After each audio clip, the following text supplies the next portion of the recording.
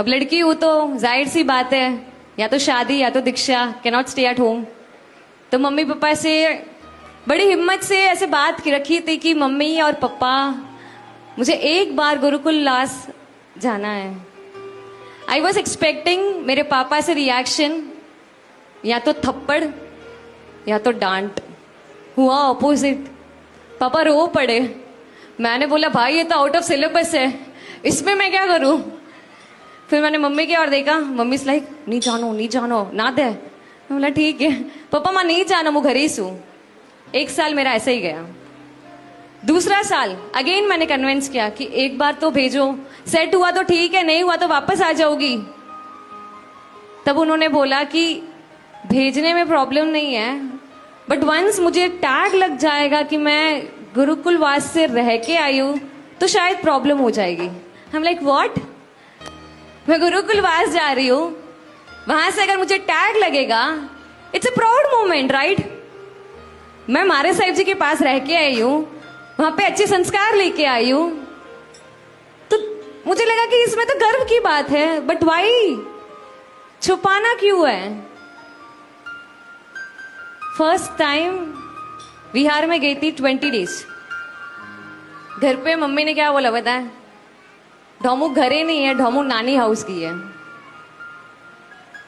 ये क्वेश्चन मैं आप सबसे ही पूछना चाहूंगी कि मेरी मम्मा ने झूठ क्यों बोला कि ढोमू घरे नहीं है, ढोमू नानी हाउस गई है।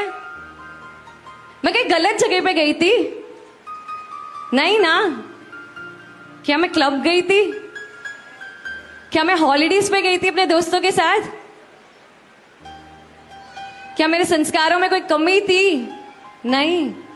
But my mom and dad, उन्होंने झूठ बोला कि अंकिता नानी हाउस गई है। तब शायद मुझे रियलाइज नहीं हुआ, एंड मैं शायद छोटी भी थी कि मुझे समझ में नहीं आया what should I reply. But ठीक है, मेरा काम हो रहा था, मैं गुरुकुलवास रह के आई। 20 डेज बिहार करके आई, अच्छा लगा। महात्माओं के साथ रहना, पॉजिटिव वाइब्स, सेल्फलेसनेस, क्योंकि संसार थोड़ा थोड़ा सेल्फिशनेस से भरा है, हमेशा से ऐसे ही लगा था, बट वहां पे ऐसे हमेशा सेल्फलेसनेस ही देखी है, तो अच्छा लगा था। घर पे आई, बट सिर्फ अच्छे लगने से डिसीजन थोड़ी ले सकती हूँ। मम्मी और पापा तो डिसीजन दे कॉइल करना है, लाइक मैं ऐसे तो डिसीजन नहीं दे सकती, एक बार वापस भेजो। 8 मंथ्स के गैप में नहीं मेलूला। रोज रात को मीटिंग होती थी, मम्मी और पापा को बोलती थी कि क्यों भेजना चाहिए। पापा ऑफिस गए, मम्मी बाहर वगैरह गई, आई डोंट नो व्हाट बाहर का सुन के आते हैं। मैं जो समझाती हूँ उसका डैम ऑपोजिट, नहीं मेलोला। एक बार मैंने राउंड टेबल कॉन्फ्रेंस रखा, क्यों नहीं मेलोला, प्रॉब्लम कोई है बट कहा प्रॉब्लम है जो नहीं मेलोला। मनक क्या एक सोकरी है, नहीं मेलनी। मनक के वो लाइफ खूब कठिन है, नहीं मेलनी। संसार की लाइफ कम कठिन है। मैंने मेरी मम्मी को एक ही क्वेश्चन पूछा कि आपको संसार में मजा आ रहा है, तो माय मॉम्स रिएक्शन वाज नहीं, मजा तो नहीं है संसार में। बट मैंने मम्मी को बोला वो 20 डेज मैंने तो मेरी लाइफ के फुल जिए थे, फुल। इतना मजा आई, मैं मेरी मम्मी के बिना एक पल नहीं रह सकती। 20 डेज में हार्डली 2 टाइम्स कॉल किया था। कहाँ मेरा वक्त गया मुझे पता ही नहीं चला।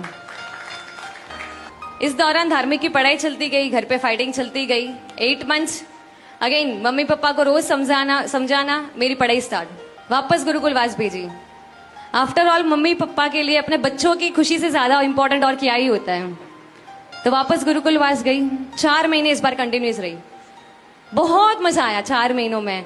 इतने सारे कल्याण मित्र मिले मेरे, इतनी सारी गुरु बहनें, इतने सारे महात्माओं का संग, इट इज ट्रेमेंडस।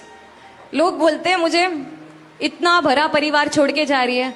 मैंने बोला कितना भी भरा परिवार हो, मेरी अगर गुरु बहनों की काउंटिंग बताऊं, इट इज 465। वापस घर आए 4 महीने के बाद। पूरा मतलब अपने अनादिकाल के संस्कार कितने काम करते हैं। वापस यहाँ पे आती हूँ, समझ में ही नहीं आता क्या करूं। वो लाइफ भी अब अच्छी लग रही है, ये लाइफ ठीक है खराब नहीं लग रही है इतनी, बट डिसीजन लेने का टाइम अगेन क्वेश्चन मार्क। तो मैंने मेरे सब कल्याण मित्रों को पूछा कि अब मैं क्या करूं, कहां से डिसीजन लूं, क्योंकि जब भी उनकी दीक्षा दिख के आती थी ना, हम सब पढ़ाई में साथ में जुड़े थे। अराउंड 10 to 15 मुमुक्षुस, around 10 to 15. I am the last who is taking दीक्षा. तो उस 10 to 15 मुमुक्षु ग्रुप में हर एक की दीक्षा देखती गई ना, तब ऐसे लगता था कि जागी गयो छे एनो आत्म, सूतो आज मारो रे, ए ना पगले जाऊ एक दिन, आज भले ना वो शक्ति रे. उनकी दीक्षा, उनका संग इतना लाइफ में इम्पैक्ट करते गया. विनीत भैया चेन्नई गई, पूज्य बहु पुण्य शेखर मारे साहिब जी, उनकी जब दीक्षा देके आई ना, गैस भी नहीं कर सकते मैंने कैसा नियम लिया था. मैंने बोला भैया अगर आप दीक्षा ले रहे हो, मैं उनसे थोड़ा जुड़ गई थी धर्म से रिलेटेड, अगर भैया आप दीक्षा ले रहे हो तो आपकी दीक्षा के लिए एक तो गिफ्ट बनता है आपकी बहन की तरफ से. मैंने बोला 1 साल तक लिपस्टिक का त्याग. तो भैया बोलते मत ले भाई, जो तोड़ना ही है तुझे. मैंने बोला यार इतना भी भरोसा नहीं है, बट ठीक है. मेरे अंदर तो बहुत सेल्फ कॉन्फिडेंस था. घर आई एज इट इज, जो कॉस्मेटिक बॉक्स था पैक करके, आई एम लाइक भाभी this is yours. She cried कि तू और लिपस्टिक छोड़ देगी. मैंने बोला हाँ, मैं और लिपस्टिक छोड़ूंगी नहीं, छोड़कर दिखाओगी, बिकॉज अब मेरे सेल्फ कॉन्फिडेंस पे वो चीज आ गई है. And till date there is no lipstick on my face. कल्याण मित्र बनाती गई, उनकी दीक्षा देखती गई. लास्ट बची थी, अब मैंने लगा कि भाई वापस अब डिसीजन का टाइम आने वाला है. अगेन लास्ट ईयर चातुर्मास में मैंने मम्मी पापा को बोला कि please just one last try, if not मैं संसार के लिए रेडी हूं. उस चातुर्मास में मैंने मेरी गुरु मैया पूज्य दक्ष शेखर हमारे साहिब जी को पूछा कि साहिब संयम लेना है, बहुत अच्छा लगता है, हिम्मत ही नहीं होती है, इतना सब मैं पीछे छोड़कर कैसे आगे बढ़ूं. एक ही चीज साहिब ने बोली थी, फेवरेट भगवान नेमिनाथ दादा, क्योंकि वहां पे मैंने नवानु की थी एंड वहां से मेरा कनेक्शन गजब. तो साहिब ने बोला कि नेमिनाथ दादा के सामने जाके प्रार्थना करना. कहां से प्रार्थना? अंतर दिल से, कि प्रभु अगर मेरे हित में संयम है तो प्लीज, बहुत स्ट्रगल किया है, घर से लड़ते लड़ते यहाँ पे आके, खुद से लड़ते लड़ते यहाँ पे आना, बस अब मेरा पेशेंस टेस्ट ना कर, अब राजुल को अपनी बना ले. हर दिन 2-2 घंटे सिर्फ परमात्मा के सामने रोई हूं, लिटरली भीख मांगी हूं कि मुझे भाव दो, मुझे नहीं रहना, संसार खराब है, अच्छा है, मुझे नहीं पता, बट मैं नहीं रह सकती. And this is it. मेरी गुरु मैया ने कहा था अगर अंतर दिल से प्रार्थना करोगे तो सफल होनी ही है, नहीं हुई तो पूरे 14 राजलोक को शून्य होना पड़ेगा. एंड लास्ट ईयर चातुर्मास के एंड में आई सेड मम्मा पप्पा भैया भाभी संयम नहीं करो तैयारी.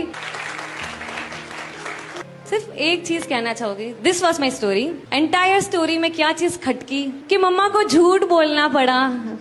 मैं गुरुकुलवास गई थी. क्यों?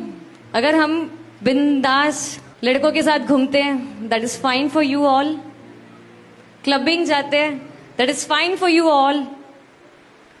सिर्फ गुरुकुलवास संस्कार लेने ही तो गई थी यार. खराब क्या किया मैंने कि मेरे पेरेंट्स को झूठ बोलना पड़ा. To all the girls now here, it is a good tag. अगर लोग बोलते हैं ना थोड़ी बहुत पढ़ाई कर ली, दीक्षा पे ले ला, हाँ अपने मुड़ाम घी शक्कर, बाप आवे तो अच्छू से, और क्या ही चाहिए. Because it is not easy. दीक्षा पे लई 5 long years I waited for this movement. अगर ऐसे ही ले लेती ना दीक्षा, बाप से वाले पाड़े जाए तो दीक्षा पी ले, सिर्फ पढ़ाई करना स्टार्ट कर लो दीक्षा पी ले. नो, अगर ये इतना आसान होता ना तो मेरे आज संयम के 3-4 साल निकल गए होते. I was struggling. सिर्फ एक ही विनंती है, अब अपना माइंडसेट चेंज कर दीजिए. टारगेट हम पे नहीं, वहां पे लगाइए जहां पे लगाना चाहिए. हम अगर जाएंगे ना तो संस्कार ही लेके आएंगे एंड आपके भविष्य को सुधारेंगे. बिकॉज क्लबिंग से तो आई डोंट फील लाइक संस्कार आएंगे कि वो आपका फ्यूचर में सेवा सब करेंगे. But I assure you, assurity that अगर हम गुरुकुलवास से वापस भी आए ना, दैट्स फॉर श्योर हम आप सबकी सेवा जरूर करेंगे. मेरी लाइफ स्टोरी में it was not always I. अगर मैं अकेली होती ना, शायद आप इस क्राउड में एक वन ऑफ मेंबर होती. It was always we. My name, my गुरुदेव, माई गुरु मैया, my parents, my family and last but not the least entire सकल संघ. जिन आज्ञा विरुद्ध कुछ भी कहा हो तो मिच्छा में दबड़ा.